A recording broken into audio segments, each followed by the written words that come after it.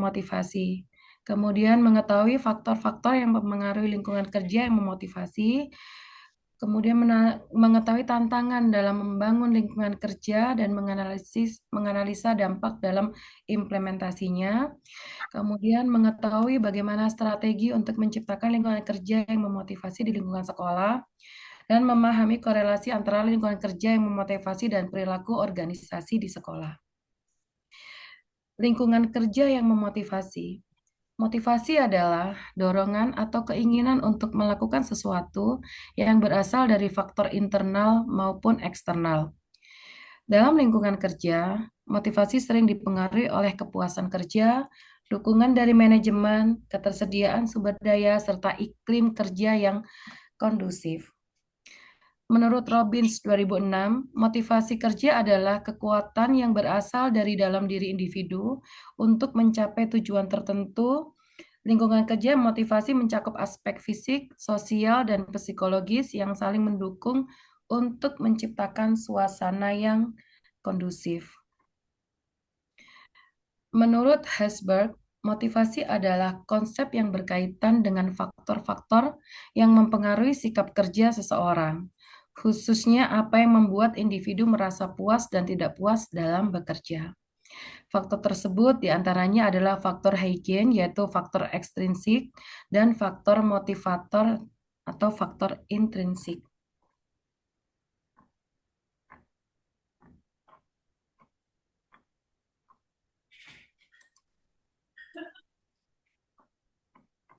Maaf, agak faktor ekstrinsik. Oke. Faktor ini faktor Heiken atau faktor ekstrinsik. Faktor ini tidak memberikan kepuasan secara langsung, tetapi ketidakhadirannya dapat menyebabkan ketidakpuasan. Yang pertama adalah kebijakan dan administrasi sekolah.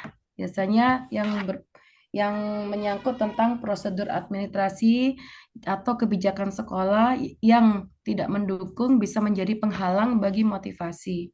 Kemudian kondisi kerja atau working condition, yaitu di mana kondisi fisik lingkungan kerja seperti ruang kelas yang bersih dan nyaman, fasilitas teknologi yang memadai, dan lingkungan kerja yang aman sangat berpengaruh terhadap motivasi kerja.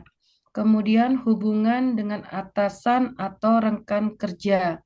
Hubungan antara guru dan kepala sekolah juga sangat mempengaruhi motivasi, di mana kepala sekolah yang mendukung, adil, dan memberikan umpan balik yang positif akan memberikan suasana kerja yang positif.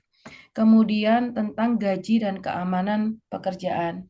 Gaji yang sesuai dan jaminan pekerjaan yang stabil menjadi faktor penting dalam kepuasan kerja. Meski bukan merupakan motivator utama, tapi jika gaji dan keamanan tidak memadai, hal ini dapat menyebabkan ketidakpuasan yang serius. Faktor motivator.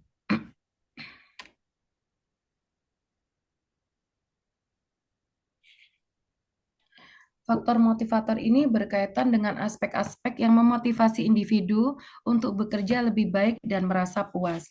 Yang pertama adalah pencapaian, yaitu guru yang merasa mereka telah berhasil dalam mengajar dan mampu meningkatkan hasil belajar siswa akan merasa termotivasi. Kesuksesan dalam mencapai target pengajaran dan melihat siswa berkembang adalah motivasi intrinsik yang kuat. Kemudian pengakuan. Pengakuan atas kerja keras dan kontribusi guru penting untuk meningkatkan motivasi. Pengakuan bisa datang dari kepala sekolah, siswa, atau orang tua murid, bahkan rekan kerja. Misalkan pemberian sertifikat atau pujian sederhana itu bisa menjadi faktor pendorong yang kuat. Kemudian pekerjaan yang menantang. Pekerjaan yang menantang memungkinkan guru untuk berkembang untuk meningkatkan motivasinya. Kemudian yang keempat adalah tanggung jawab. Memiliki tanggung jawab tambahan seperti menjadi kepala jurusan atau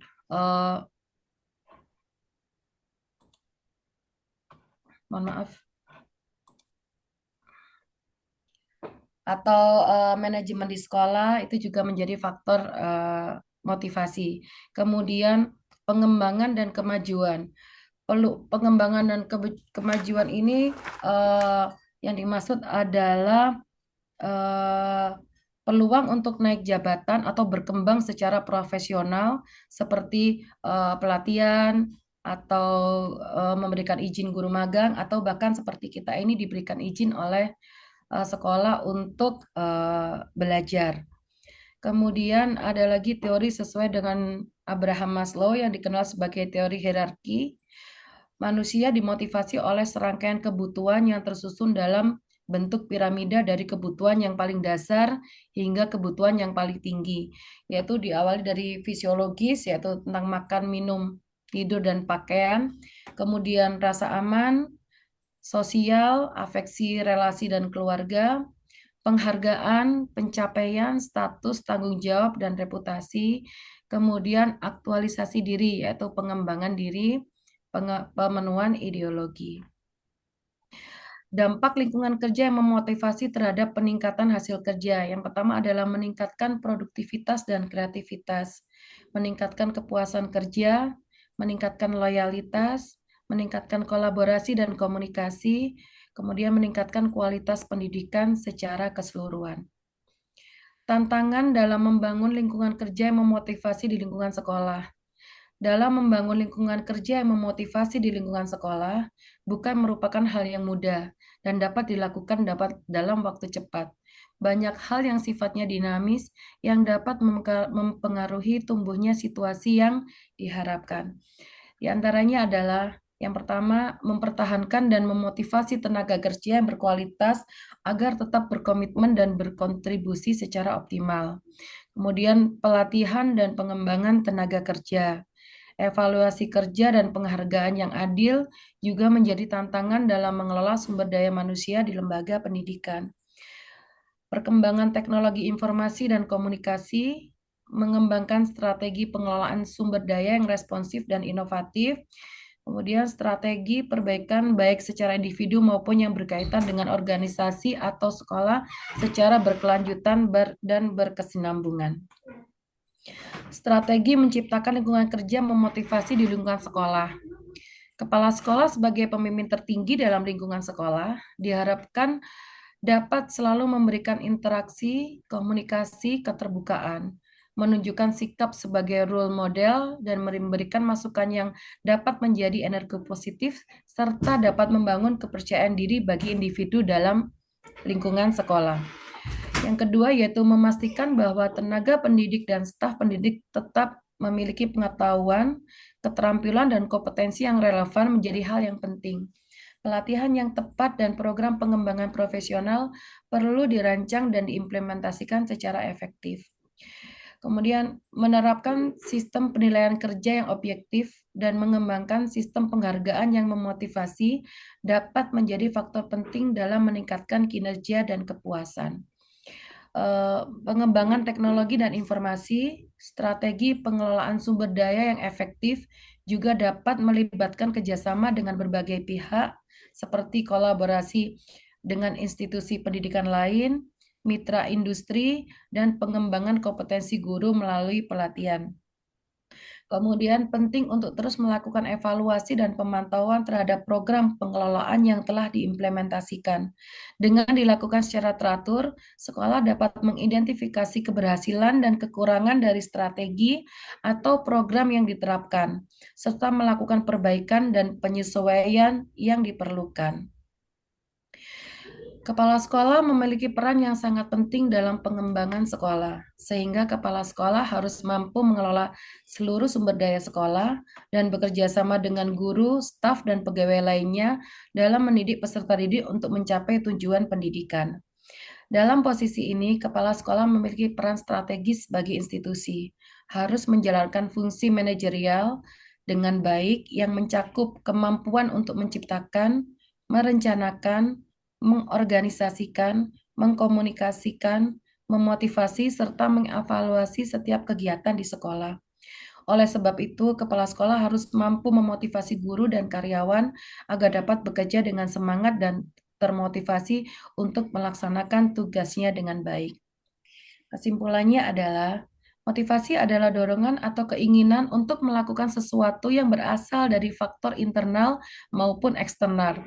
Salah satu indikasi yang dapat dilihat apabila dalam sebuah organisasi terdapat peraturan atau persyaratan yang dipatuhi oleh karyawan, menunjukkan keadaan lingkungan yang baik, namun begitu pula sebaliknya. Tantangan utama dalam menciptakan lingkungan kerja memotivasi adalah bagaimana mempertahankan dan memotivasi tenaga kerja untuk terus berkontribusi secara optimal. Beberapa hal dapat dilakukan dengan mengoptimalkan sumber daya dan selalu dievaluasi agar selalu dapat mengikuti perkembangan. Peran kepala sekolah sebagai role model dan mempunyai wewenang untuk mengatur organisasi sangat penting dalam menyusun strategi untuk menciptakan lingkungan kerja yang memotivasi di lingkungan sekolah. Terima kasih tadi yang bisa saya sampaikan. Saya kembalikan lagi ke moderator Bu Zul. Baik, terima kasih luar biasa. Mari kita beri aplaus dulu untuk Bu Erika atas paparannya yang sangat memotivasi, sangat memotivasi. Baik, sesuai dengan rancangan tadi, masih kita lanjutkan chapter 6, tema merancang lingkungan kerja yang memotivasi. Saya persilahkan Pak Mundir untuk lanjut melakukan presentasinya. Terima Dipersilahkan kasih Pak ya. Mundir. Terima kasih Bu Moderator Bu Zulkaida. Mohon izin Prof untuk presentasi. Oke.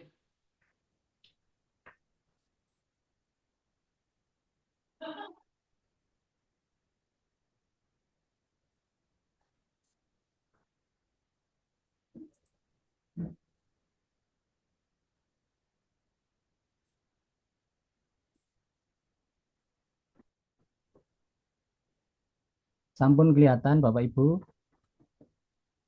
Sudah Pak. Oke. Assalamualaikum warahmatullahi wabarakatuh. Waalaikumsalam. Waalaikumsalam warahmatullahi wabarakatuh. Dalam chapter 6 ini yaitu saya ambil studi kasus di SMKN 1 Pasuruan, yaitu membangun lingkungan kerja yang memotivasi untuk meningkatkan kinerja guru di SMKN 1 Pasuruan.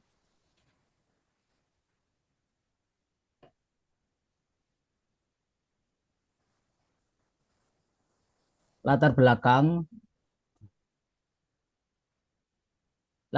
masalah lingkungan kerja yang positif dan memotivasi merupakan faktor penting dalam mencapai kinerja optimal di setiap organisasi, termasuk di SMKN 1 Pasuruan, sebagai lembaga pendidikan yang bertujuan untuk mempersiapkan siswa menjadi tenaga kerja yang terampil. SMKN 1 Pasuruan memiliki tanggung jawab besar dalam membentuk budaya kerja yang mendukung para pendidik dan staf dalam menjalankan tugas mereka. Namun masih sering ditemukan kendala seperti rendahnya motivasi kerja, kejenuhan, serta kurangnya interaksi yang efektif antar anggota tim yang dapat menghambat pencapaian kinerja optimal. Rumusan masalah. Rumusan masalah di sini ada dua, yaitu bagaimana kondisi lingkungan kerja SMKN 1 Pasuruan. Yang kedua, bagaimana strategi membangun lingkungan kerja yang memotivasi untuk meningkatkan kinerja. Kemudian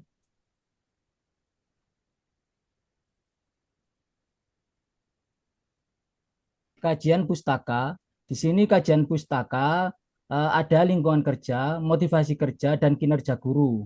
Untuk lingkungan kerja adalah tempat karyawan melakukan aktivitas setiap harinya dan mempengaruhi emosi serta kenyamanan mereka. Lingkungan kerja yang kondusif, baik dari segi fisik maupun non-fisik, dapat menciptakan suasana yang menyenangkan, aman, dan mendukung kelancaran tugas. Faktor seperti suasana kerja, hubungan antar kerja, serta fasilitas yang memadai berperan penting dalam menciptakan lingkungan kerja yang produktif dan efisien. Motivasi kerja. Motivasi kerja merupakan proses yang mempengaruhi individu atau kelompok untuk melaksanakan tugas yang ditetapkan menurut Sari dan Purnomo 2022. Motivasi kerja melibatkan dorongan internal dan eksternal yang mempengaruhi perilaku, komitmen, dan produktivitas guru. Faktor-faktor yang lingkungan kerja yang positif yang menyakup dengan manajemen fasilitas yang memadai, hubungan interpersonal yang baik, serta pengakuan atas kinerja berperan penting dalam meningkatkan motivasi. Guru yang memiliki motivasi tinggi cenderung lebih produktif, kreatif yang berdampak positif pada proses belajar mengajar. Kemudian kinerja guru. Kinerja guru diukur dari hasil kerja yang dicapai sesuai dengan tanggung jawab dan wewenangnya. Kinerja yang baik mencerminkan efektivitas dan produktivitas seorang pegawai dalam mencapai tujuan organisasi. Kinerja guru menurut Oktaviani dan Putra 2022 adalah efektivitas dan efisiensi dalam melaksanakan tugas pengajaran yang dipengaruhi oleh motivasi dan disiplin kerja. Guru yang termotivasi dan disiplin cenderung lebih baik dalam merencanakan pelaksanaan dan evaluasi.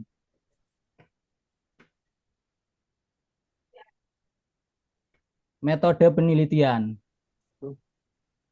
Dalam metode penelitian, kita menggunakan metode observasi deskriptif kualitatif untuk memahami bagaimana lingkungan kerja yang memotivasi mempengaruhi kinerja guru SMKN 1 Pasuruan. Metode ini memungkinkan peneliti mengamati fenomena nyata tanpa memanipulasi variabel seperti hubungan antara rekan kerja, dukungan pimpinan, fasilitas, dan kesejahteraan guru. Penelitian dilakukan memilih subjek secara purposif, sampling untuk mencakup variasi guru, data dikumpulkan melalui catatan lapangan dan dianalisis dengan teknik deskriptif kualitatif untuk mengidentifikasi pola-pola perilaku dan interaksi terkait motivasi dan kinerja. Penelitian ini diharapkan memberikan wawasan praktis untuk meningkatkan kinerja guru SMKN 1 Pasuruan. Pembahasan. Sesuai dengan rumusan masalah tadi, pembahasan di sini ada yang pertama, kondisi lingkungan kerja di SMKN 1 Pasuruan. SMKN 1 Pasuruan adalah sekolah menengah kejuruan yang berada di kota Pasuruan yang memiliki reputasi baik dalam pendidikan vokasional. Dengan lingkungan kerja yang mempengaruhi kinerja guru dan staf, fasilitas yang memadai meskipun dalam kondisi baik, memerlukan pemeliharaan dan penyesuaian terhadap perkembangan teknologi. Sekolah telah menerapkan teknologi dalam pembelajaran, tetapi menghadapi tantangan seperti akses internet yang terbatas, pelatihan teknologi yang kurang, hubungan antar guru SMKN Pasuruan umumnya harmonis mendukung suasana kerja yang kondusif. Meski terkadang muncul perbedaan pendapat, manajemen sekolah memainkan peran penting dalam menjaga komunikasi terbuka dan menyelesaikan konflik secara profesional. Kepala sekolah menerapkan kepemimpinan demokratis yang mendukung inovasi.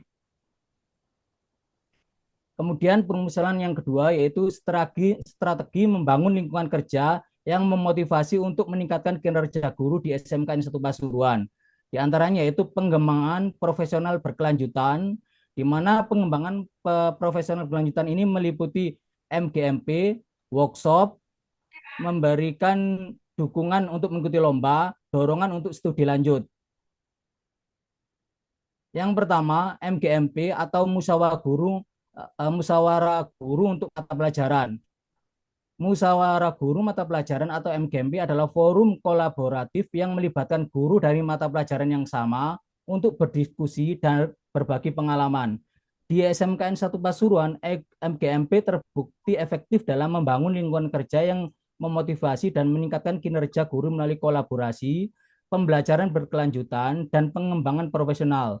Forum ini memfasilitasi transfer pengetahuan dan solusi kreatif terhadap tantangan pembelajaran serta menciptakan budaya belajar sepanjang karir guru.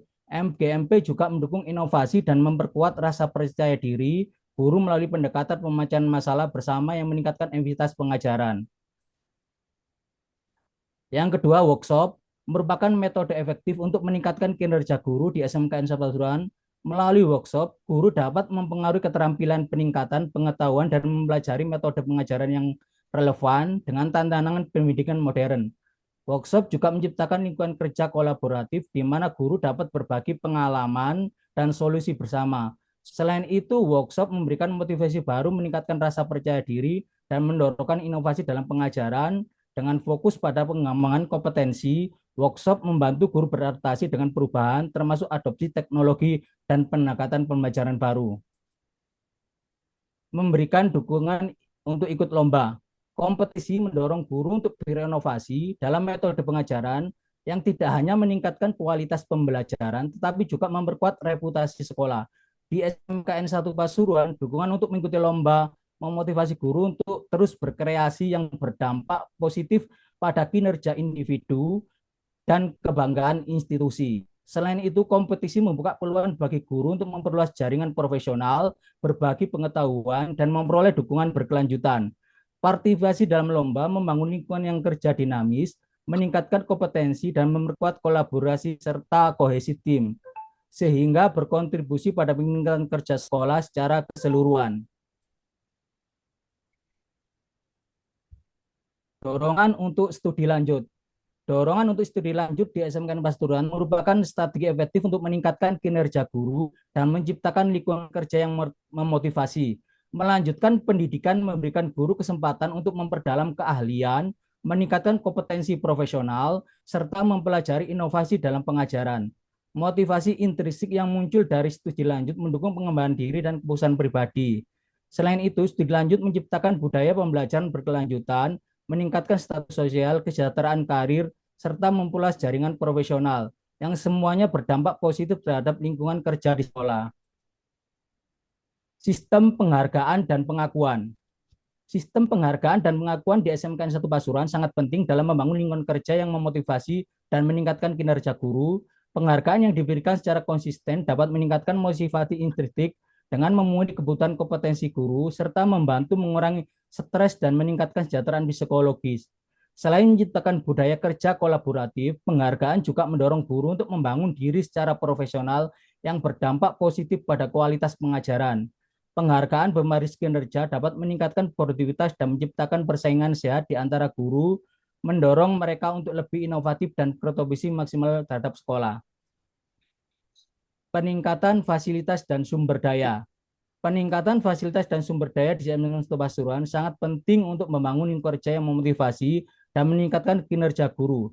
Ketersediaan sarana dan prasarana baik seperti ruang kelas nyaman, laboratorium lengkap, dan teknologi informasi dapat meningkatkan motivasi kerja guru sehingga mereka dapat mengajar lebih efektif. Kesimpulan. Kesimpulan makalah ini menekankan pentingnya membangun lingkungan kerja yang memotivasi di SMK Pasuruan untuk meningkatkan kinerja guru. Faktor-faktor seperti dorongan untuk studi lanjut, sistem penghargaan dan pengakuan, serta peningkatan fasilitas dan sumber daya berkontribusi dan menciptakan lingkungan positif. Dorongan pendidikan memperkaya kompetensi guru dan meningkatkan motivasi intrinsik, sementara penghargaan efektif menciptakan budaya kolaborasi. Semua faktor ini saling terkait menghasilkan lingkungan yang mendukung di mana guru merasa dihargai dan termotivasi. Fokus pada pengembangan lingkungan dan kerja yang motivasi tidak hanya meningkatkan kinerja guru, tapi juga kualitas pendidikan secara keseluruhan, menciptakan siklus positif yang menguntungkan siswa. Terima kasih. Sampun, Bu Zul. Oke, terima kasih Pak Mundir, luar biasa. Kita beri aplaus dulu untuk Pak Mundir. Oke, Bapak Ibu, luar biasa, dua pemateri sudah menyampaikan paparannya. Jika Bu Erika tadi menyampaikan secara umum bagaimana kita membangun lingkungan kerja yang memotivasi, dilengkapi dengan Pak Mundir yang menyampaikan studi kasus di SMK Negeri 1 Pasuruan, cukup menarik karena ini juga mungkin bisa kita jadikan bahan diskusi, kita bandingkan juga dengan apakah lingkungan kerja kita sekalian studi kasus begitu seperti Pak Mundir sudah memotivasi ataukah belum, ataukah Bapak Ibu bisa mengorek lebih dalam lagi terkait dengan bagaimana yang sudah terjadi di SMK Negeri 1 Pasuruan untuk inspirasi Bapak Ibu di sekolah masing-masing. Nah, kami persilahkan untuk sesi tanya jawab. Kita buka dua penanya dulu. Kami persilahkan, monggo.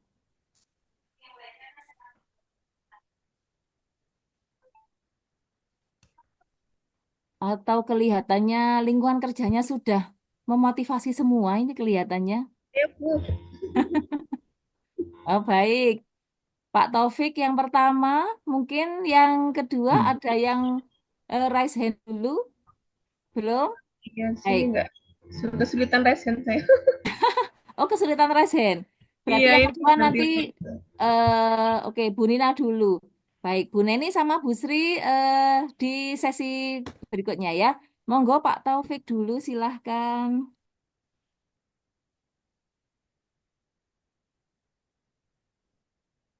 Masih mute Pak Taufik? Sudah kedengaran, Bu? Sampun, Oh, silahkan. sampun. Sudah, Pak. Oke, Bapak. terima kasih. Eh, ini terkait dengan motivasi di lingkungan organisasi mungkin Bu. Jadi eh, saya hanya pertama mau apresiasi. Jadi materi tadi sudah sangat bagus sekali. Apa namanya, banyak sekali informasi yang bisa kita peroleh terkait dengan seperti apa sih motivasi yang harus kita berikan dalam satu organisasi sehingga organisasi itu bisa berjalan, kemudian seluruh eh, seluruh manajemen di sekolah di suatu organisasi juga bisa berjalan dengan baik. Eh, Namun beberapa kendala mungkin Bu ya, artinya motivasi itu kadang orang itu termotivasi karena ada satu hal. Jadi eh, artinya motivasi itu eh, lebih banyak itu dari faktor eksternal, bukan dari faktor internalnya. Misalkan melalui adanya insentif dari kinerjanya, atau mungkin dari mereka bekerja karena ada penilaian seperti itu, penilaian kinerja. Misalnya seperti kita dituntut harus mengerjakan PMM, kemudian harus mengerjakan apapun yang terkait dengan penilaian kinerja seperti itu kan kalau kalau kita apa ya, secara kontekstual di lapangan itu lebih banyak motivasi itu dari luar, bukan dari dalam itu sendiri. Nah, seperti itu. Eh, Mungkin eh, dari pengalaman dari yang mungkin Bu Eh, Erika tadi ya, Ya, Bu Erika. Bu Erika atau mungkin dari Pak Mundir sendiri yang tadi saya lihat kan eh, melakukan studi kasus ya, seperti itu. Apakah ya, pertanyaan itu apakah eh, motivasi itu hanya terdiri atau termotivasi itu munculnya dari luar saja dan dari dalam saja, atau mungkin ada faktor lain seperti itu. Baik, sudah cukup Pak Taufik? Saya coba Cukup Bu, terima menangkap. kasih. Oke. Eh, saya coba menangkap ya, apakah motivasi lebih banyak dari luar? Begitu maksudnya Pak Taufik? Karena tadi paparannya lebih banyak di luar ya ini ya, dari luar, Oke, lebih banyak dari motivasi faktor eksternal ekstrinsiknya ya. dari luar daripada Baik, motivasi intrinsiknya. internalnya. Baik, seperti itu. Saya catat dulu. Hmm. Penanya kedua ke Bu Nina, monggo. Baik Bu, ini untuk presentasi yang pertama tadi yaitu oleh Bu Erika ya. Dari paparan Bu Erika tadi untuk penerapan di sekolah gitu tentang lingkungan kerja yang memotivasi. Tantangan terbesar yang mungkin dihadapi di sekolah Bu Erika mungkin saat ini itu saat mencoba merancang lingkungan kerja yang memotivasi. Jadi tantangan terbesar yang dihadapi di sekolah jenengan saat merancang lingkungan kerja yang memotivasi seperti itu.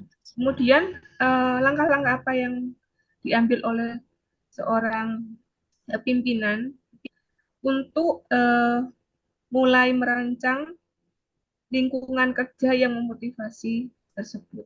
Gitu. Terima kasih. Baik, Bu Nina, kita dua penanya dulu, nggih. Ya, kalau saya ini coba menangkap, jadi tantangan terbesarnya saat merancang lingkungan yang memotivasi dan sebagai seorang pemimpin, apa langkah-langkahnya? Begitu, nggih, Bu? Nggih, baik. Monggo Pak Mundir dulu atau Bu Erika dulu untuk pertanyaan Pak Taufik sepertinya lebih cocok ke Pak Mundir.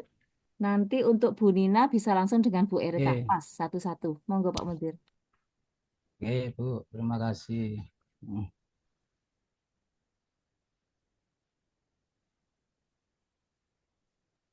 Tadi Pak Taufik tentang motivasi dari luar atau dari dalam atau faktor lain. Lebih Ya, mungkin lebih dominan yang apa lebih besar yang luar kelihatannya kalau luar pendapatnya Pak faktor. Taufik. Oh ya. Nggih. Sebelumnya kita pahami dulu motivasi dapat dipahami sebagai proses mempengaruhi atau mendorong individu atau kelompok kerja dari luar agar mereka bersedia untuk melaksanakan tugas yang telah ditetapkan.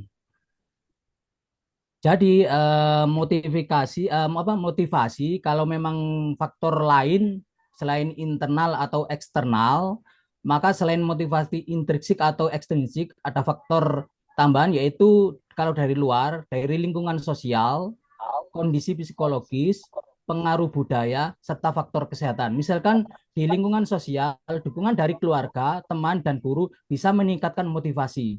Sedangkan dari kondisi psikologis, kondisi emosi, dan kepercayaan diri yang stabil dapat mempengaruhi motivasi untuk berusaha lebih maju.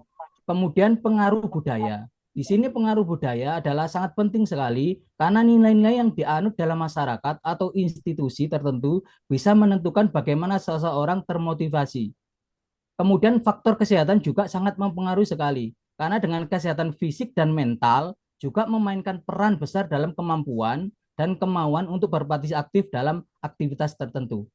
Demikian yang saya sampaikan, mungkin Bu Erika bisa menambahkan. Terima kasih Pak Mundir. Mungkin saya kembalikan ke penanya dulu, Pak Taufik, bagaimana? Apakah sudah cukup?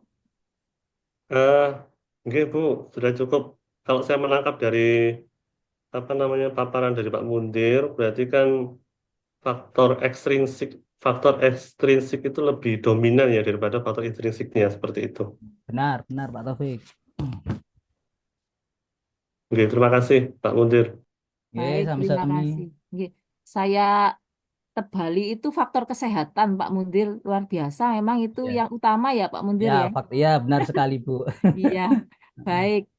Kita lanjut ke Bu Erika. Ini masih bergabungkah? Tadi kelihatannya katanya mau ada apa ya? Kegiatan double gitu Bu Erika. Iya, sebentar. Iya, Bu Zul. Untuk pertanyaan dari Bu Nina tadi saya ulang sedikit. Apa tantangan terbesar ketika merancang lingkungan yang memotivasi? Kemudian bagi seorang pemimpin, langkah-langkah apa yang harus diambil dalam menciptakan lingkungan kerja yang memotivasi? Nggih. Monggo Bu Erika. Iya, baik. Terima kasih. Mohon maaf ya teman-teman, terpecah konsentrasinya. Oke, saya ambil ini tantangan terbesar di sekolah saat merancang lingkungan kerja yang memotivasi ya. Yang pasti di sini adalah warga sekolah, warga di lingkungan sekolah itu tidak hanya guru, tapi juga staf dan siswa. Tantangan terbesar dalam merancang lingkungan motivasi ini, yang pertama adalah banyaknya beban kerja yang biasanya diberikan oleh sekolah itu hanya kepada beberapa guru yang dianggap memiliki potensi untuk membantu dalam melaksanakan program kerja yang dilakukan di sekolah. Nah, kebanyakan mungkin ini pengalaman yang ada di sekolah saya. Kebanyakan itu kita mengalami kesulitan, bukan mengalami kesulitan ya. Hanya beberapa Kak, tolong Kak. Maaf, Kak, tolong kecilkan ini Kak, Kak. Oke. Mungkin di lingkungan sekolah biasanya kan gini, terkadang kita ada teman yang memang ketika diberikan tugas tambahan, namanya tugas tambahan itu pasti untuk membantu menjalankan program sekolah. Nah, ada teman-teman yang merasa itu adalah tanggung jawab, itu adalah tanggung jawab yang diberikan, berarti kita harus tanggung jawab melaksanakan. Ada yang tidak bersedia melakukan tanggung jawab tersebut karena mungkin bahasa kita adalah mencari aman atau nyaman dengan zonanya yang saat ini, sehingga ketika di sekolah untuk membantu untuk meningkatkan kemajuan sekolah itu membutuhkan dari kita salah satu warga di sekolah untuk bisa membantu dalam meningkatkan kegiatan di sekolah. Motivasi itu juga berpengaruh dari kepala sekolah karena di situ adalah pemimpin tertinggi. Di mana ketika kepala sekolah tidak memberikan apresiasi atau kepala sekolah tidak tanggap terhadap apa yang dirasakan oleh eh, guru atau warga sekolah, saya menyebutkan warga ya, karena ada siswa dan ada karyawan, ada guru dan staf pendidik, itu sangat berpengaruh terhadap motivasi karena kita merasa kurang dihargai atau kurang diapresiasi, sehingga yang semula memiliki semangat yang tinggi lama-kelamaan akan berkurang karena merasa itu tadi tidak dihargai. Kemudian yang tantangan yang terbesar salah satunya adalah juga keterbatasan anggaran karena anggaran yang terbatas sehingga ada beberapa hal yang tidak bisa dilakukan oleh sekolah untuk melaksanakan kegiatan yang membantu untuk meningkatkan motivasi tersebut. Mungkin itu yang bisa saya jelaskan, Bu Nina. Langkah-langkah tadi Bu belum di Ya, saya tambahkan Bu. Bu Zul. sebentar Pak, sebentar. Biar Oh, ya. dari pemateri dulu. Dari Bu Iya. Erika, mungkin tadi masih ada langkah-langkah belum dijelaskan Bu Erika? Langkah-langkah jika menjadi seorang pemimpin untuk merancang lingkungan kerja yang memotivasi ya. Oke, baik. Ya, Berarti iya, di bagi sini pemimpin. berarti di sini saya harus memposisikan diri sebagai kepala sekolah nggih. Setidak mungkin ya, menurut saya kalau saya menjadi kepala sekolah untuk merancang lingkungan kerja memotivasi, saya akan memberikan ruang untuk menampung, ruang untuk menerima apa yang menjadi kendala keluhan yang ada di baik itu di guru, staf maupun siswa. Salah satunya adalah membuka ruang komunikasi. Siapapun yang ingin menyampaikan diterima. Nah, kemudian dari situ kita akan tahu apa sih sebenarnya yang terjadi di sekolah itu. Apa sih yang sebenarnya menjadi kendala? Apa sih yang sebenarnya menjadi hal yang membuat lingkungan di sekitar sekolah itu tidak nyaman. Poin utamanya adalah membuka komunikasi. Seperti itu. Salah satunya. Luar biasa. Begitu, Bu Cocok Nina. aja jadi kepala sekolah. Ya, baik. Iya. Bagaimana Bu Nina? Mungkin itu tadi ada tambahan dari Pak Muntir ya? Tadi mau Ya, Bu. menambahkan. Ya. Oke, monggo Pak Muntir. 1 menit ya Pak Muntir ya? Ya, saya tambahkan hanya 2 poin saja kok. Kalau untuk tantangan utama tadi, kemungkinan adalah stres dan beban kerja yang berlebihan. Kenapa saya katakan stres dan beban kerja yang berlebihan? Ketika ada tekanan kerja yang tinggi tanpa dukungan yang memadai, dapat mempengaruhi motivasi dan kesejahteraan karyawan. Itu pasti otomatis karena dengan adanya stres dan kemudian untuk motivasi untuk kerja pasti berkurang drastis. Nah, sedangkan untuk langkah-langkah yang diambil pimpinan adalah memfasilitasi keseimbangan kerja dan kehidupan pribadi. Artinya apa? Dengan memperhatikan beban kerja dan berikan fleksibilitas jika memungkinkan, sehingga karyawan merasa mampu menyeimbangkan kehidupan pribadi dan pekerjaan mereka. Kemudian yang kedua, membangun budaya kerja yang positif. Ini sangat penting sekali, karena dengan budaya kerja positif ini, kita juga nggak akan berpikiran negatif juga. Karena dengan dorongan kolaborasi, dukungan, dan saling menghargai di antara karyawan, budaya kerja yang positif bisa meningkatkan semangat dan keterlibatan. Mungkin itu yang saja yang saya tambahkan, Bu Zul, matur nuwun. Oke, terima kasih. Kelihatannya sudah cocok jadi kepala sekolah semua ini ya. Bu Nina, Pripon, dari penjelasan Bu Erika dan Pak Mundir sudah cukup menjawab? Sudah cukup, tadi sudah dilengkapi oleh Pak Mundir langkah-langkah dinamis seorang pemimpin jika menghadapi tantangan-tantangan seperti itu. Ya, baik, luar biasa. Terima kasih Pak Mundir, Bu Erika.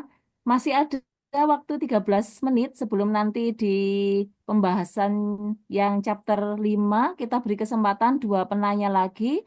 Bu Sri dan Bu Neni. Monggo Bu Sri dulu. Baik, Bu Sul, terima kasih. Mungkin saya lebih dulu mau apresiasi yang luar biasa sekali Bu Rika dan Pak Muntir tadi ya, saling mendukung. Bu Rika bisa memberikan pengetahuan tentang kita, motivasi dalam lingkungan kerja. Pak Muntir ada sedikit kasus yang disampaikan di sekolahnya. Nah, yang menjadi pertanyaan saya, jadi pasti di dalam melaksanakan mau lingkungan kerja itu pasti ada resistensinya ya Pak Mudir. Ini saya khususkan saya tujukan kepada Pak Mudir. Tadi kan dilaksanakan di SMKN 1 Pasuruan. Nah, resistensi apa yang dalam membangun lingkungan kerja yang memotivasi itu Pak untuk meningkatkan kinerja guru? Seperti itu Bu. Terima kasih. Baik, saya kira pertanyaan sudah cukup jelas ya, resistensi apa yang dihadapi begitu ya, yang di SMK 1 Pasuruan. Kita tampung dulu ke penanya kedua, Bu Neni, monggo. Baik, suara saya terdengar ya? Jelas, monggo. Oke. Tadi saya sangat tertarik sekali dengan studi kasus yang disampaikan oleh Pak Mundir. Nah, yang ingin saya tanyakan adalah tadi Pak Mundir menjelaskan atau memaparkan mengenai workshop salah satunya. Nah, bagaimana atau sejauh mana peran workshop ini dapat meningkatkan motivasi bagi guru di sekolah? Mungkin itu saja Bu Zul, terima kasih. Terima kasih juga. Kalau musimnya bantuan workshopnya nggak berhenti-berhenti ya Bu Neni ya. Betul, terus bagus sekali. Iya betul. Pengalaman. Enggak. Padahal workshop terus, tapi menurut Pak Mundir bisa memotivasi. Oke. Pertanyaannya dua-duanya untuk Pak Mundir. Nanti Bu Erika bisa menambahkan jika memang diperlukan. Saya persilahkan Pak Mundir. Yang pertama terkait resistensi, yang kedua terkait dampaknya workshop. Pak Mundir, monggo. Oke Bu, saya jawab dulu nggih. Berhubung dengan resistensi Bu nggih. Resistensi dalam peningkatan kerja memang seringkali muncul ya, karena perubahan yang mempengaruhi kenyamanan atau kebiasaan karyawan. Tetapi kalau dikelola dengan baik, resistensi ini dapat menjadi dorongan positif ya dalam menciptakan lingkungan yang lebih baik. Misalkan jenis resistensi terhadap perubahan. Saya contohkan misalkan seorang karyawan mungkin merasa nyaman dengan cara kerja yang lama dan khawatir perubahan akan meningkatkan beban atau kompleksitas pekerjaan mereka. Artinya apa? Karena karyawan kalau sudah nyaman, ini kan pasti misalkan mau ada perubahan apapun, nah itu kan juga akan mempengaruhi juga. Kemudian yang kedua adalah kurangnya rasa kepemilikan atau keterlibatan. Artinya apa? Jika karyawan merasa bahwa perubahan terjadi tanpa melibatkan mereka, ada kemungkinan mereka menolak perubahan atau kurang mendukung. Nah, ini yang kedua.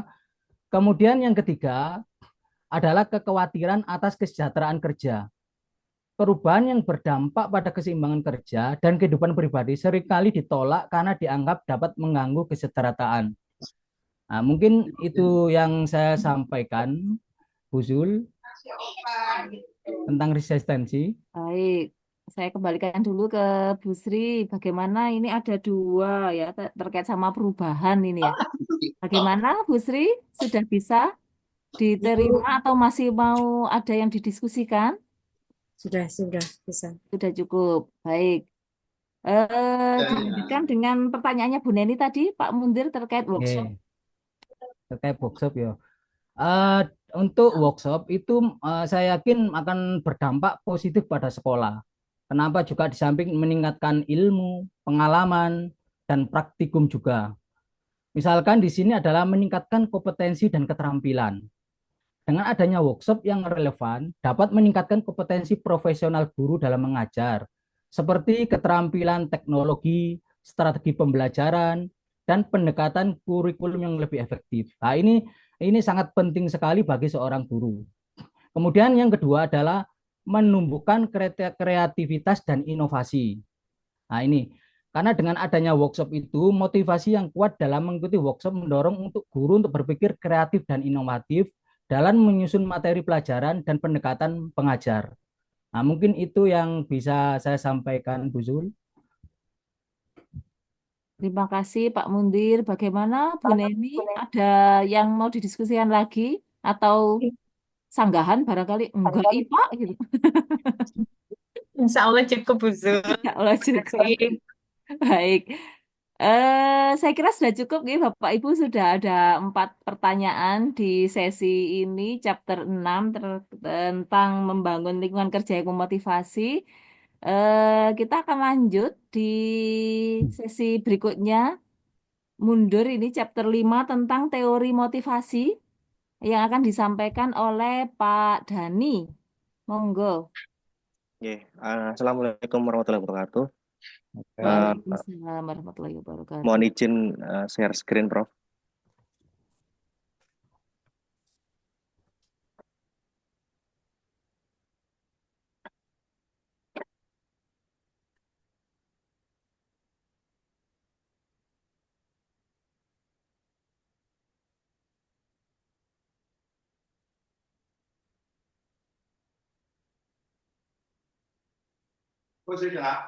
Ya, ya, terima kasih. Di sini saya akan mundur ya, jadi menjelaskan mengenai chapter 5 mengenai teori motivasi. Teori motivasi pertama adalah apa itu teori motivasi? Teori motivasi adalah memahami bagaimana dan mengapa individu termotivasi untuk mencapai tujuan mereka. Ya, artinya bisa berupa dorongan baik dari dalam maupun dari luar terhadap individu untuk melakukan sesuatu kegiatan atau perilaku.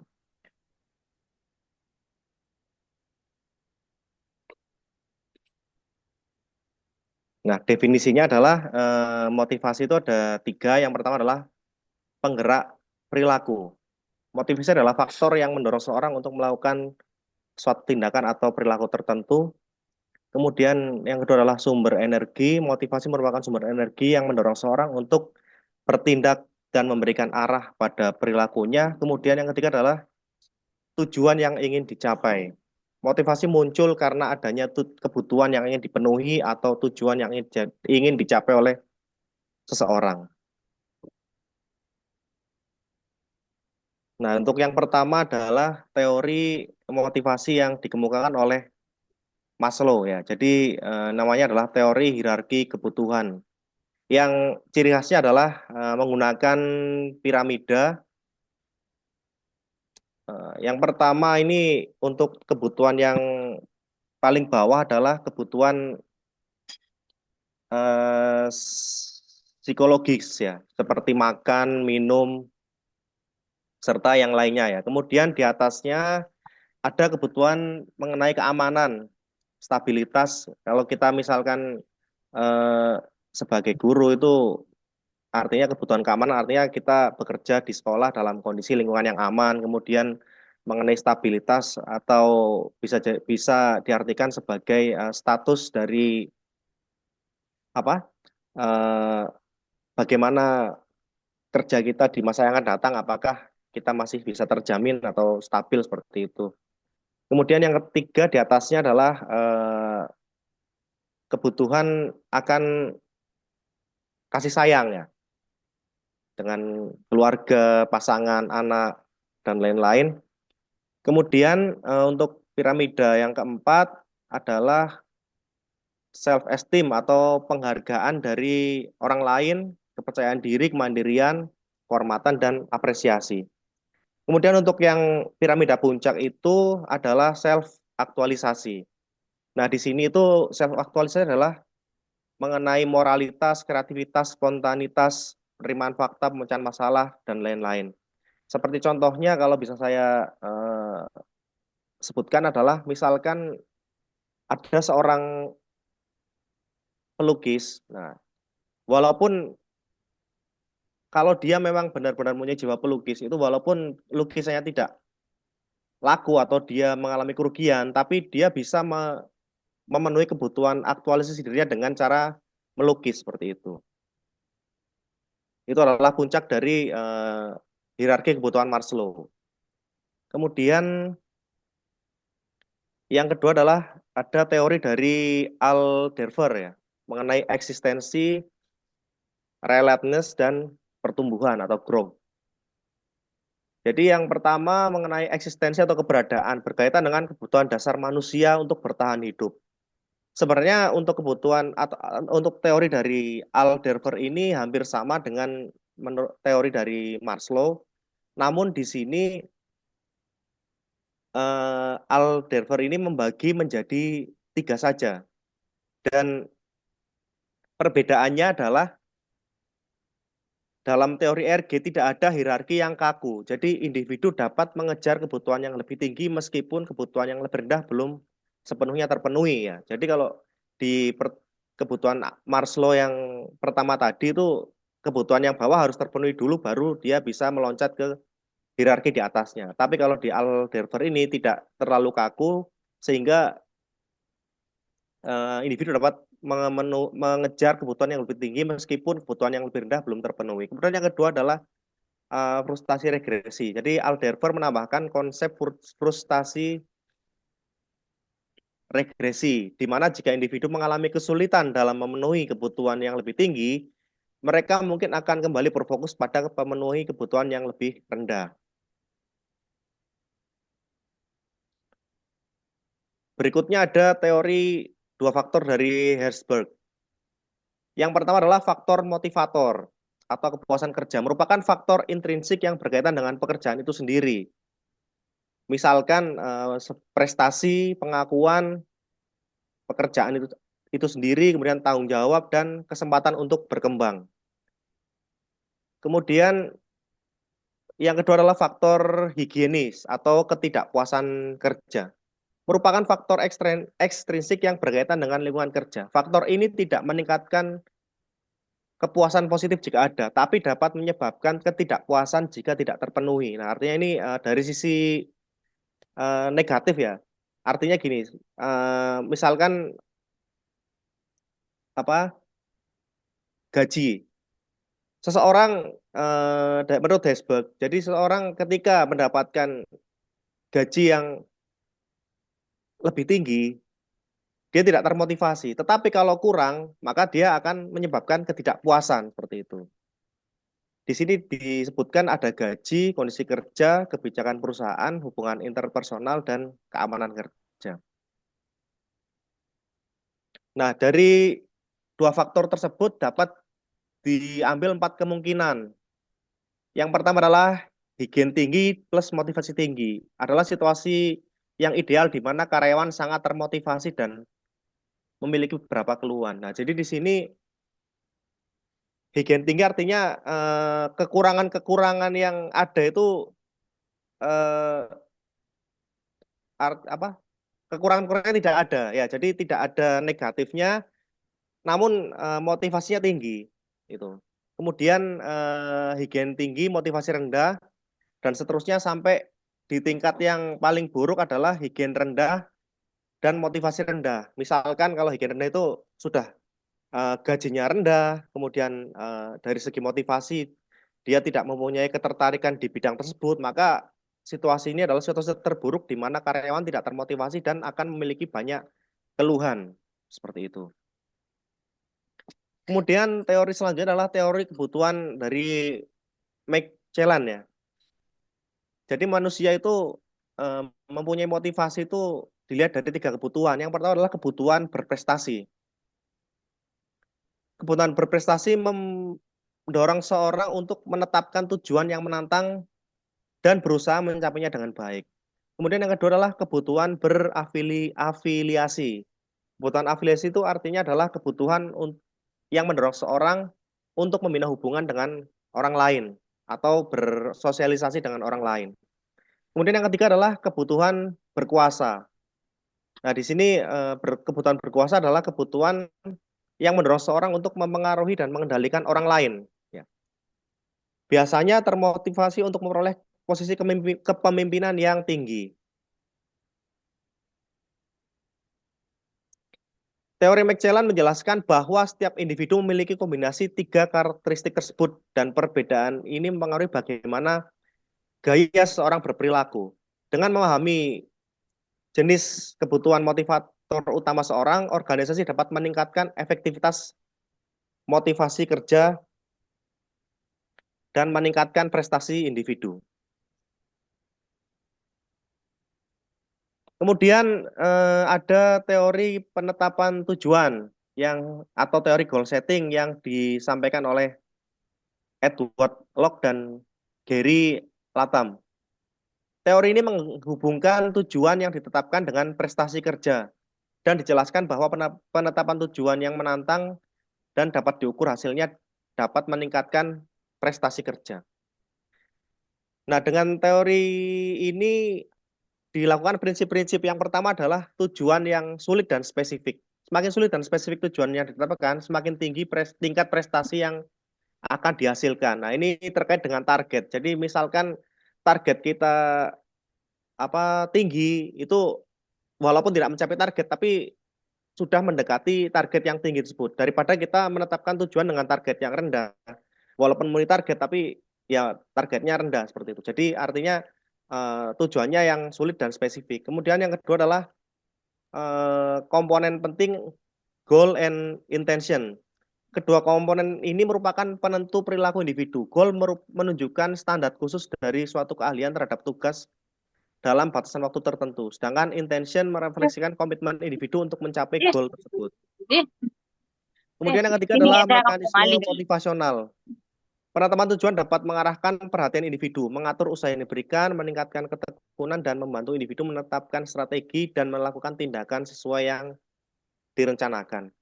Kemudian yang keempat ada komitmen terhadap goal atau tujuan. Komitmen tinggi terhadap goal akan meningkatkan performa.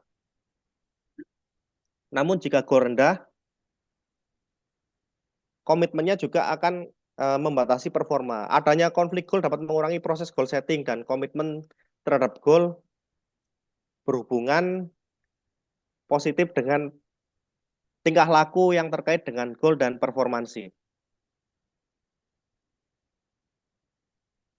Kemudian ada teori penguatan yang dikemukakan oleh Skinner dan rekan-rekannya. Teori ini menjelaskan bagaimana perilaku individu dipengaruhi oleh konsekuensi dari perilaku tersebut. Yang pertama, definisi reinforcement theory. Berusaha menjelaskan motivasi manusia melalui hubungan antara perilaku dan konsekuensi dari perilaku tersebut. Teori ini menekankan bahwa perilaku dibentuk oleh hasil yang diperoleh dari perilaku masa lalu. Kemudian peranan konsekuensi. Konsekuensi yang diperoleh dari perilaku dapat berupa pujian, imbalan material, atau hukuman. Konsekuensi positif seperti pujian atau imbalan material dapat memperkuat perilaku, sedangkan konsekuensi negatif seperti hukuman dapat mengurangi perilaku.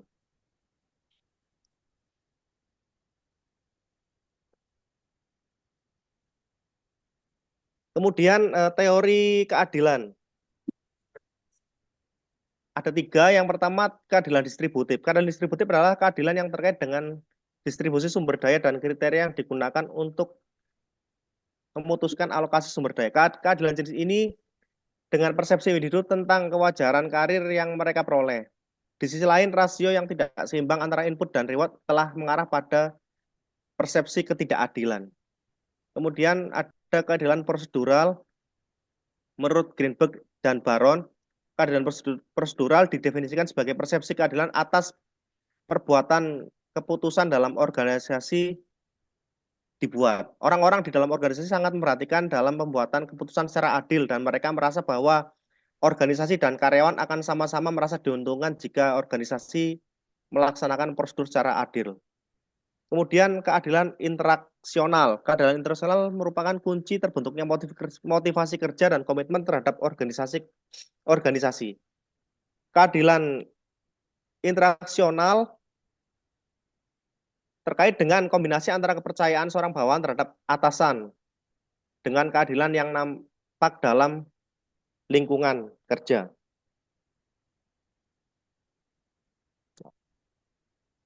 Aplikasi teori motivasi di sekolah. Yang pertama, mengidentifikasi antara kebutuhan guru dan siswa. Jadi sebagai kepala sekolah, agar bisa mengaplikasikan teori motivasi sekolah, maka harus memahami kebutuhan dan aspirasi guru dan siswa sesuai dengan teori motivasi, seperti kebutuhan akan aktualisasi diri, penghargaan, dan afiliasi. Kemudian mendesain sistem penghargaan, yaitu mengembangkan sistem penghargaan yang insentif yang selaras, mengembangkan sistem penghargaan dan insentif yang selaras dengan teori motivasi untuk memenuhi kebutuhan dan memacu semangat kerja guru dan semangat belajar siswa.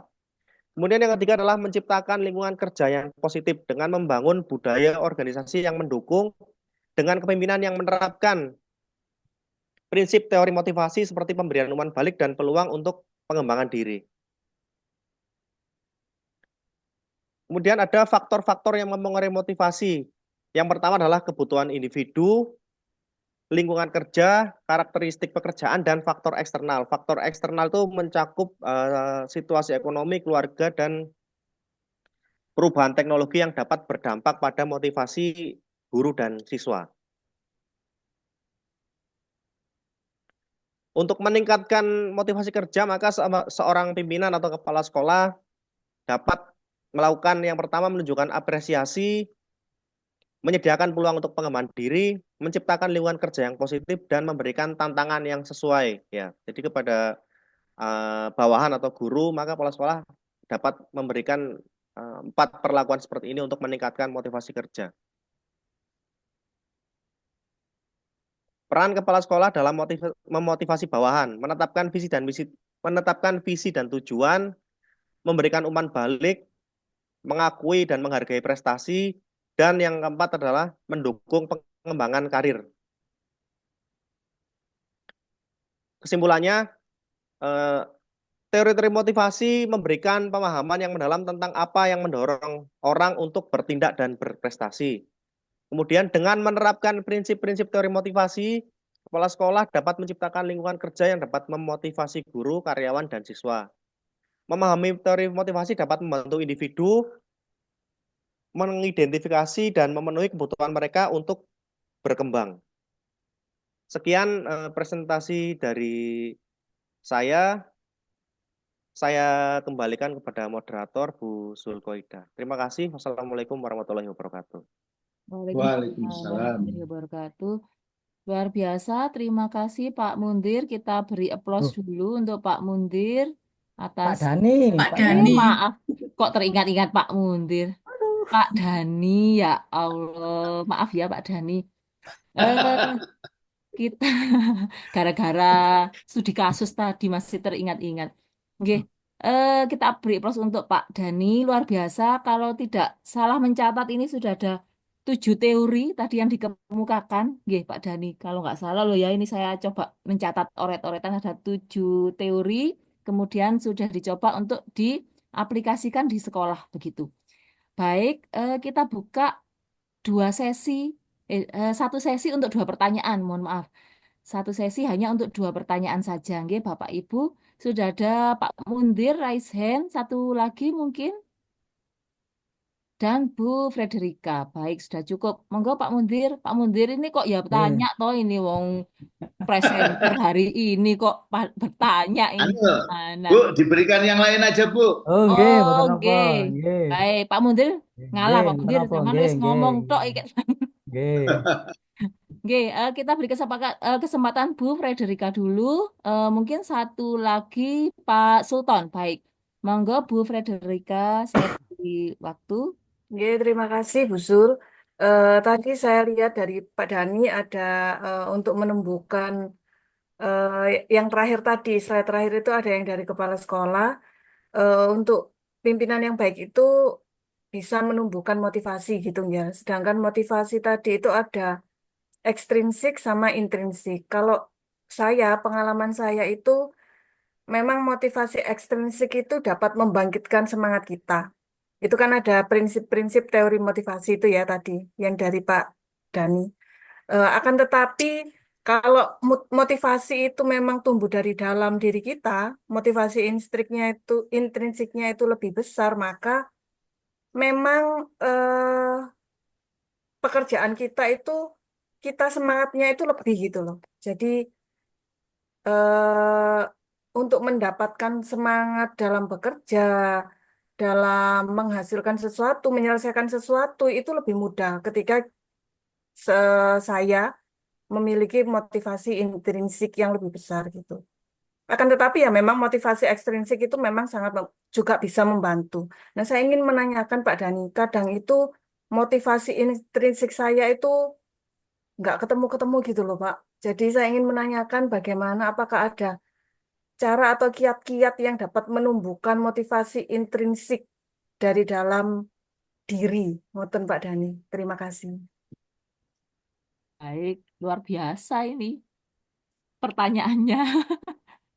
Tips ya Pak Dani, nanti dijawab setelah sekalian pertanyaan kedua dari Pak Sultan. Monggo Pak Sultan. Baik, terima kasih Bu Sulkoida, Pak Dani. Masih semangat ya. Kalau kita lihat di teori Maslow tadi, itu yang saya rasa sangat cocok dengan eh, kehidupan masyarakat kita saat ini, di mana kebutuhan yang paling bawah itu adalah kebutuhan sandang, pangan, papan. Nah, itu paling bawah. Akan tetapi di sini prosentasenya, kok saya lihat kalau di tempat saya ini, di Malang ini kayaknya itu yang paling tinggi. Meskipun ada beberapa yang sudah mulai meningkatkan kualitas pada pengembangan dirinya. Nah, yang saya ingin tanyakan, Pak Dani, sejauh mana sih kebutuhan individu yang lebih tinggi dalam hierarki teori Maslow tadi eh, berfungsi sebagai pendorong untuk memenuhi kebutuhan dasar yang belum terpenuhi. Seperti itu, Pak Dani. Terima kasih. Pak Sultan jadi lebih ke teori Maslow ya, Pak Sultan ya, yang ditanyakan. Maslow. Nih. Maslow, baik. Nanti mungkin lebih dijelaskan lagi. Mungkin bisa dijawab dulu pertanyaan dari Bu Frederica. Saya ulang sedikit bagaimana cara menumbuhkan motivasi intrinsik, begitu Pak Denny, silahkan. Oke. Baik, terima kasih atas pertanyaannya Bu Frederica. Ya, jadi cara untuk menumbuhkan motivasi intrinsik ya dari dalam diri kita sendiri ya Bu ya. Oke, betul Pak. Betul. Nah, yang pertama adalah kita harus bisa menemukan minat dan passion kita ya. Jadi setiap orang pasti punya minat atau passion. Nah, passion kita di mana? Nah, jadi yang pertama adalah temukan minat dan passion. Kemudian yang kedua adalah memberikan tantangan yang sesuai. Jadi artinya kita harus mempunyai target atau target pribadi yang mungkin tidak perlu disampaikan ke orang lain yang disimpan dalam diri kita. Nah, itu adalah target yang akan kita capai. Nah, dengan target itu kita akan mendapatkan motivasi atau dorongan dari dalam diri kita sendiri. Kemudian yang ketiga bisa dilakukan dengan cara menciptakan lingkungan yang mendukung. Lingkungan yang positif dan mendukung sangat penting untuk menumbuhkan motivasi. Termasuk misalkan dukungan dari teman sebaya, guru, dan atasan yang menghargai usaha dan kreativitas individu. Kalau dalam bahasa anak sekarang mungkin hindarilah lingkungan-lingkungan yang toksik seperti itu, Bu. Jadi kita gabung dengan lingkungan yang positif. Ya, artinya itu nantinya akan membuat kita bisa merangsang untuk menemukan motivasi dari segi intrinsik atau dari dalam diri kita sendiri. Ya, mungkin itu yang tip dan trik dari saya bagaimana cara menumbuhkan motivasi intrinsik seperti itu. Oke, saya kembalikan ke penanya. Bagaimana Bu Frederica sudah Oke, Bu Sul, sudah sangat mulai? membantu sekali. Baik, Terima jadi kasih. kalau kata orang-orang tua itu ya, kumpulnya sama penjual minyak wangi gitu ya, biar ikut wangi gitu. Oke. Oke, Bu Sul. Baik. Kita lanjut ke pertanyaan kedua dari Pak Sultan terkait sama teori Maslow, Pak Dani, mungkin bisa Oke. dijelaskan kembali. Nggih. Ya, Jadi terima kasih pertanyaan dari Pak Sultan mengenai sejauh mana sih teori Maslow itu dapat mempengaruhi motivasi dari individu ya. Jadi untuk teori Maslow itu kan di situ terdiri dari beberapa hierarki atau piramida. Nah, kalau menurut saya semakin tinggi piramida atau motivasi yang mendasari seorang untuk apa melakukan sesuatu itu, maka istilahnya levelnya lebih tinggi. Artinya misalkan orang yang mungkin dilihat dari tingkat pendidikan ya, dilihat dari tingkat pendidikan, mungkin orang yang masih levelnya anak-anak ya, itu dia hanya butuh untuk memenuhi kebutuhan dari segi makan dan minum ya. Belum sampai ke level yang aktualisasi diri seperti itu ya. Jadi menurut saya itu dipengaruhi oleh beberapa faktor. Yang pertama adalah faktor usia, kemudian faktor pendidikan, dan apalagi ya satu lagi. Ya itu saja Pak Sultan. Jadi nanti kan tergantung dari kebutuhan orang-orang berdasarkan usia dan faktor pendidikan seperti itu. Mungkin ada yang mau menambahkan barangkali Baik, untuk menjawab. kita tanya dulu ke Pak Sultan, apakah penjelasan Pak Dhani sudah cukup menjawab apa yang tadi Pak Sultan tanyakan? Atau Saya kira mungkin teori masih ada yang perlu Maslow didiskusikan? ini untuk segi pendidikannya tidak Pak ya. Meskipun misalkan anak SMA kalau bisa mengaktualisasikan diri berarti dia tingkatannya lebih tinggi daripada kita yang kadang itu sibuk untuk mencari sandang pangan papan. Seperti itu saya kira. Oke Pak Dhani, cukup terima kasih atas jawabannya yang hebat. Baik, luar biasa. Jadi banyak hal yang kita pelajari malam ini. Terima kasih untuk semua presenter hari ini. 3 orang, kita sekali lagi kita beri aplaus yang meriah. Sesi tanya jawab juga sudah selesai. Masih ada waktu 9 menit sebelum pukul 21 tepat. Kami persilahkan kepada Prof. Is untuk memberikan apresiasi atau arahan begitu. Kami persilahkan. Baik, terima kasih Bu Sul. Saya ucapkan terima kasih kepada 3 presenter yang telah maksimal menyampaikan gagasannya ya. Untuk chapter 5 Pak Dhani maupun chapter berapa tadi ya? 6 ya. 6, Bu Erika tadi ya. Bu Bu Erika Erika dan sama Pak Pak Mundir. Mundir ya. Baik.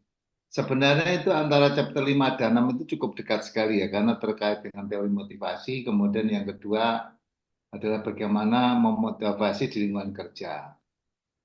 Nah, ini ada pertanyaan begini. Kita yang sekarang ini masih butuh yang level fisiologi atau enggak? Butuh. Jadi artinya apa? Kita tidak bisa kelihatannya ya, bahwa semakin usia seseorang itu dan karir seorang semakin tinggi bukan berarti tidak butuh fisiologi. Cuman tingkatannya mungkin berbeda ya. Contohnya ini ya, ada sebuah fakta yang menarik ya. Seorang ini loh yang akhir-akhir diberitakan itu loh ya. Seseorang staf atau kejaksaan ya atau pejabat, mantan pejabat di lingkungan MA ya.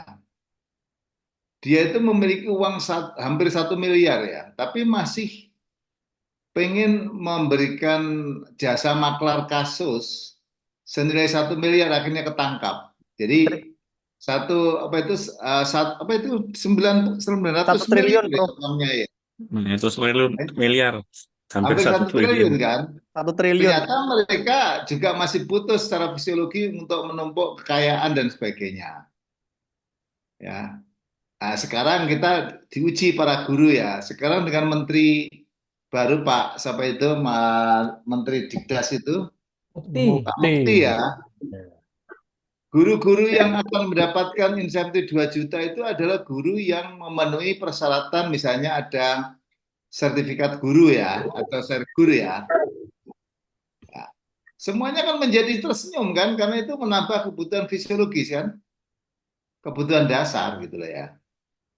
Saya memandang teori Maslow itu menurut saya tidak bisa ansih gitu ya, berdiri sendiri. Artinya kalau orang sudah seperti saya misalnya ya, seperti saya misalnya, apa saya ada butuh kebutuhan fisiologi? Oh, masih butuh, masih butuh. Tapi aktualisasi dirinya itu saya mengukur ya, ternyata pada saat saya sudah pada tahapan nomor sekian itu memang aktualisasi diri itu sangat penting sekali. Saya setuju dengan Pak Dhani ya, tidak salah tadi ya, bahwa motivasi itu juga tergantung dari apa? Passion ya, minat dan passion.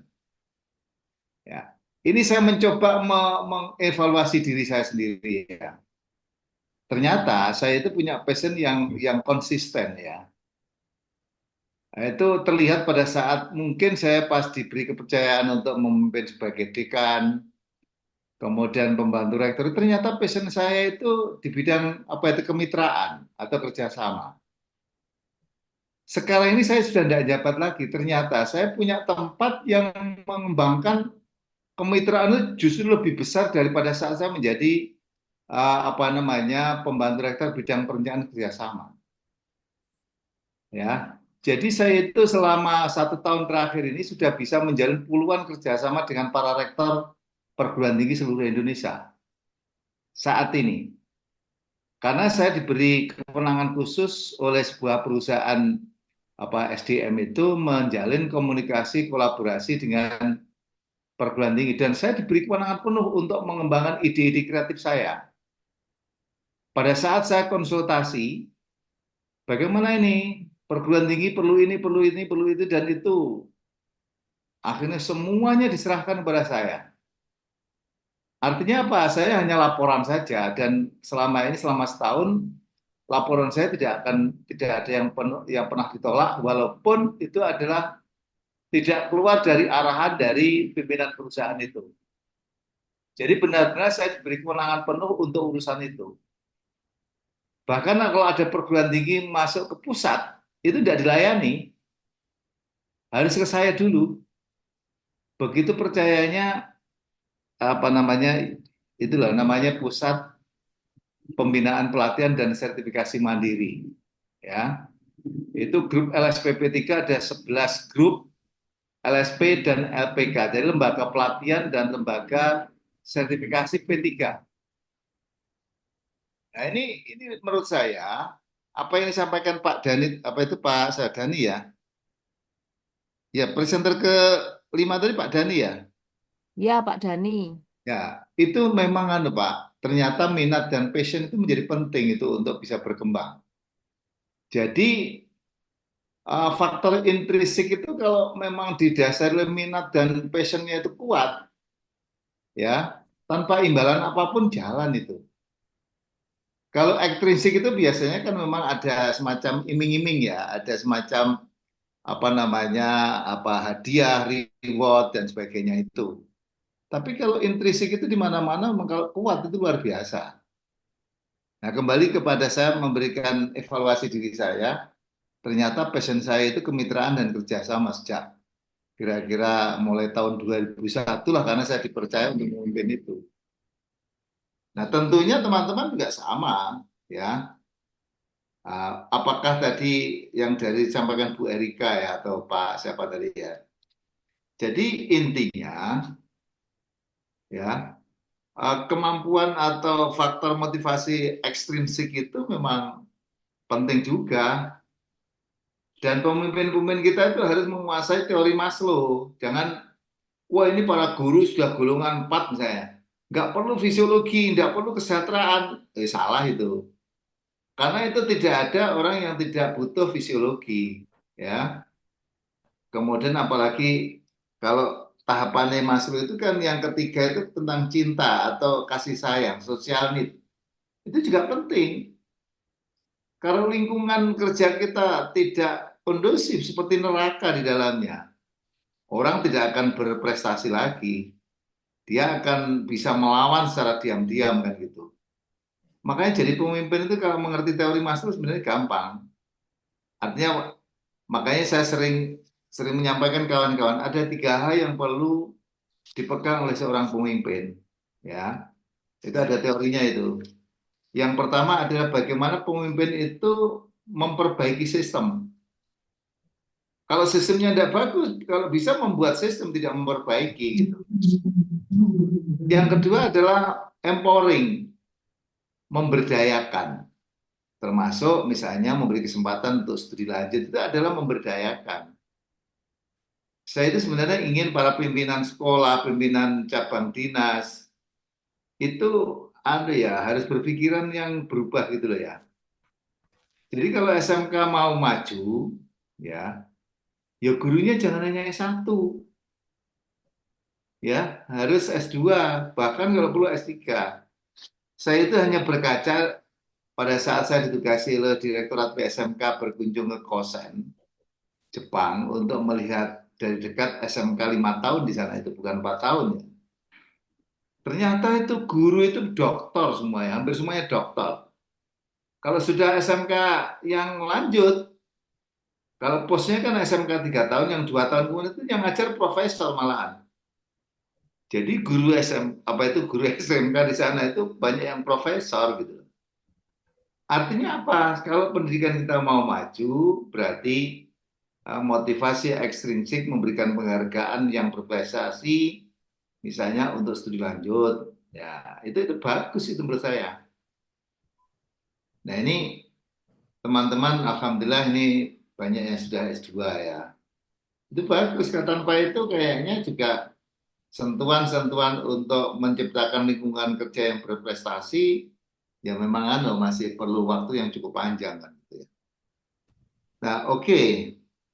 Teman-teman sekalian ya, jadi ada beberapa hal yang bisa kita pegang. Jadi mungkin ini menjadi menarik sebenarnya. Setiap mahasiswa S2, katakanlah setiap chapternya itu, ya, coba dipelajari itu. Makanya UTS-nya saya buat gitu aja, biar itu mengena, gitu ya. Bagaimana sih sebenarnya mitigasinya, pemetaannya, ya, bagaimana itu kendala-kendala sesuai dengan chapternya, bagaimana usahanya, dan rekomendasi seperti apa, itu lebih bermanfaat itu. Tadi Pak Muntri ya yang kelima ya, menyampaikan banyak teori, sebenarnya itu tidak jauh dari Maslow itu. Ya, hampir berkaitan itu semuanya. Oke, ada 7 teori tadi ya. Nah, yang penting mudah-mudahan apa yang disampaikan oleh Pak Menteri Dikdas menjadi kenyataan. Ada tambahan 2 juta itu ya. Wow, tambah sejahtera guru kita. Amin. Ya. Amin. Itu hanya guru tak masa dosen ya.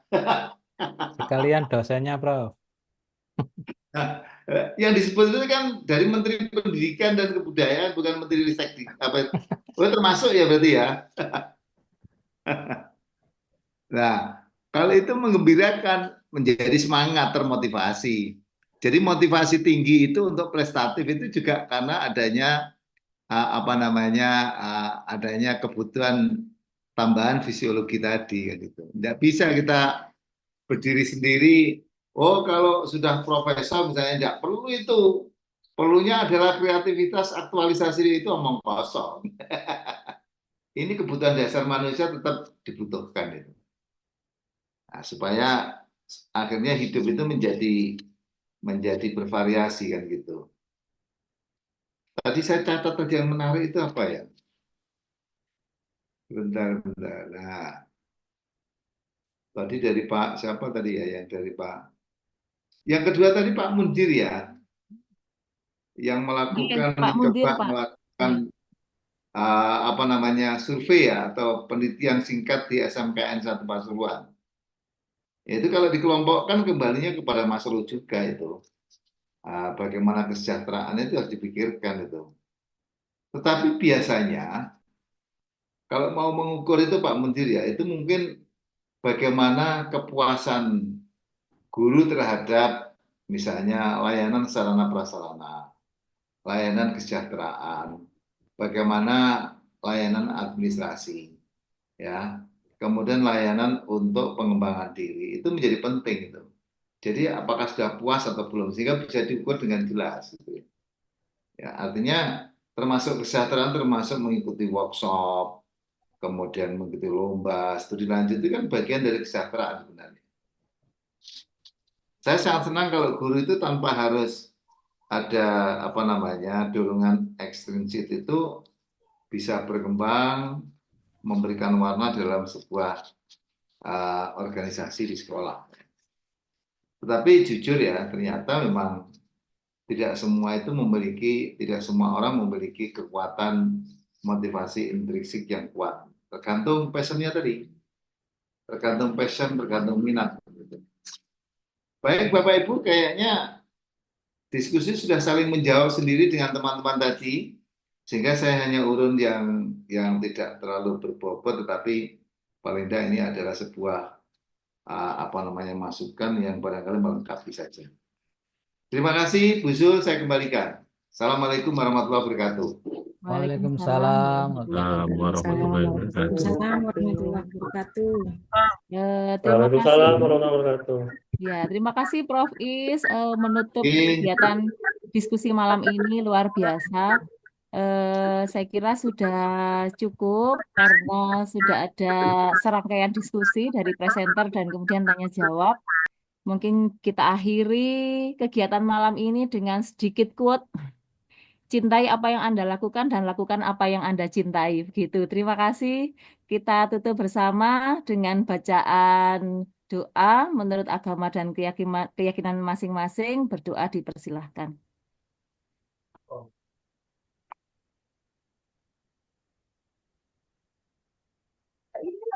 Cukup sekian, mohon maaf dari saya selaku moderator jika ada kekurangan, mohon maaf dan terima kasih atas perhatiannya. Saya akhiri, wassalamualaikum warahmatullahi wabarakatuh. Waalaikumsalam warahmatullahi wabarakatuh.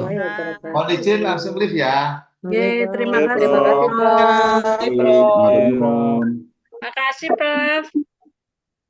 Sama-sama. Bapak Ibu, untuk seminarnya jadi di mana ini? Sabtu Minggu. Kalau weekend. Pak Eri. Mungkin Gimana hasil negonya, Pak Eri? dimatikan dulu, Pak. Oh iya, lali sih.